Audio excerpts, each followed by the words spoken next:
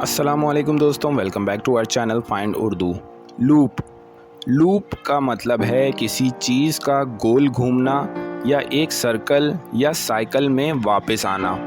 ये अक्सर सर्कल्स और साइकिल्स के लिए यूज़ होता है और टेक्नोलॉजी में भी लूप्स होती हैं जब कोई प्रोसेस कॉन्टीन्यूसली रिपीट होता है।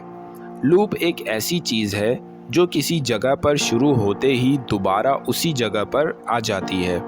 For example, there was a loop in the software that kept repeating the same process. Software में एक लूप था जो बार बार उसी प्रोसेस को रिपीट कर रहा था। तो दोस्तों, लूप का मतलब है साइकिल में चलती हुई चीज़ या वो जो सर्कल में वापस आ जाए। उम्मीद है अब आपको लूप का मतलब समझ में आ गया होगा। मिलते हैं नेक्स्ट वीडियो में। शुक्रिया।